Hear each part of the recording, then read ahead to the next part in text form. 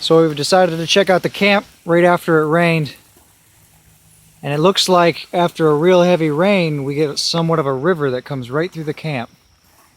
The water flows from the front.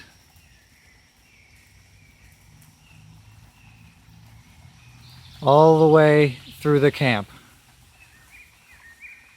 The fire pit is full.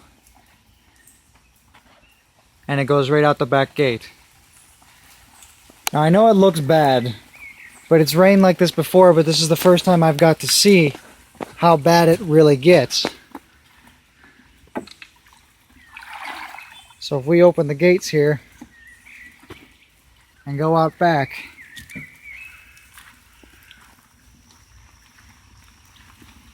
this isn't very good. It settles right near where we sleep, where we will be sleeping. But this is all right. This is good knowledge. Now I know I can prevent this. I'll be building ditches and structurally making it to where I want the water to flow. I will design it and I'll make it work for next time. First things first, as soon as this dries up, I'm going to get to work on the ditches. I'm going to reroute all the water that's streaming through to another location. And I may redo the fire pit as well. We'll see how far we get. So much for working on anything today.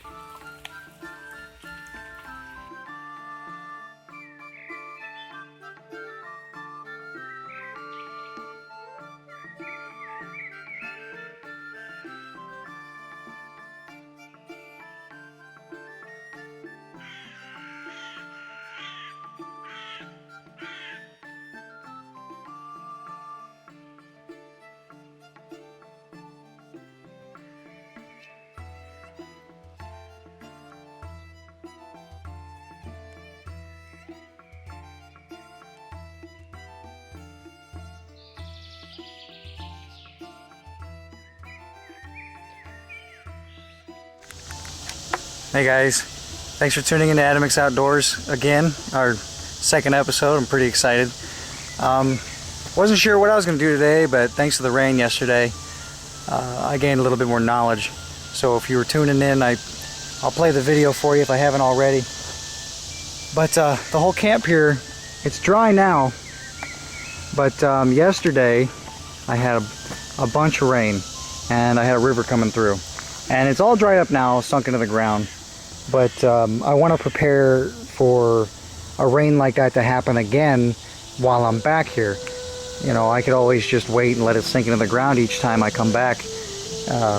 But I would prefer to make the camp efficient enough to where no matter how heavy it rains, it will stay dry. So I'm going to develop a way to do that. It's going to take some experimenting, but today I'm going to do some work back here, back in this brush behind my bricks here, and I'm going to clean it out, see if I can dig some ditches, because this is where the water was settling, and I'm going to lure it. I'm going to drain the water around the edges here and out back. So we'll see how that works. But I marked here where, if you've noticed, I have sticks in the ground. I've marked little locations yesterday to remind me where the river was flowing, just to give me another idea to refresh my mind how bad it was. I have the video, I could just always review the video, but here I can just come on in and we'll go out back. It did flow back here, and it does look like it sank into the ground enough, but I would like to build ditches back here as well. I want to eventually, all the water that runs off of our shelter here, I want it to go into a ditch and go away from where we are sleeping. So I'm going to find a way to do that, to keep as much water away from the camp as possible. I don't care how long it takes, what I got to do it. I'm gonna make it happen, Captain. So I'm gonna get started, and I will tune you in on some of my progress here shortly. All right, so I moved the bricks over to near the door here, and I got the rake and I was cleaning up back here as much as I could. So I cleared out as many of the leaves and exposed the ground a little bit more so I could see where I want to dig this ditch. It's going to be a little bit more challenging with the roots, but I got myself an axe. I'm going to clear my way as best as possible. I started one a long time ago on the outside of the wall just to experiment to see how well that would happen. It shows water in it in the other video, but this is what it looks like now after I cleared it out. You can see a lot better in there. It's a lot more exposed. And I'm gonna go ahead and get started on that now. Okay, so I'm exhausted. I absolutely soaked my shirt out in sweat. I didn't get as much done as I wanted to, but like I said, the roots in the ground are gonna cause me a lot of time delay. But I'll show you what I got so far. Alright, let's see. There's all the dirt that I pulled up out. Okay. I remember telling you that I started some ditches in the past to experiment, see how it would do against rain and water. But I'm going to extend these ones a little bit more. But after getting through all the roots and digging pretty deep, I got a nice long ditch going, a pretty nice distance. If anything, it will prevent the water from going, because it was up here, the water would build up here and it would go straight into the camp and work its way all the way over there, like you've seen in the previous video. But after clearing all this area out with all the leaves, I mean, it was absolutely piled with leaves. I got leaves piles all back in here, all kinds of brush that was in here. And this should leave more room for more of this to grow, because I want some of this to camouflage the area more. I didn't want to take these trees out. I wanted to keep them pretty alive. So it's about, you know, 1.5 feet deep in there. It's pretty deep. I'm hoping the water will help me sculpt most of it. We'll see what happens. There's a storm coming in now, so I decided to call it quits. I usually go until I can't go anymore. I am pretty exhausted.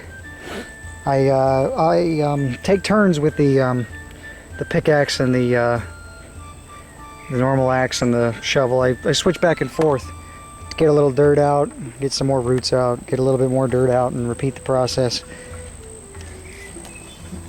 But I'm hoping, I wanted to get the water to go this way, the way I'm heading now, and head out over here, because this is usually where a big puddle settles anyway.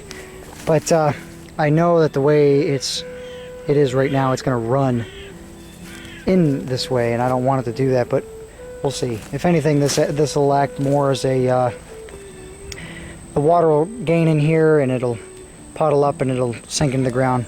Plus the dirt wall that I put over here with the dirt that I've gathered up should help prevent it from coming into the camp. I'm going to build another wall here to help secure the rest of the camp. It's the only opening gap other than the door that needs secured.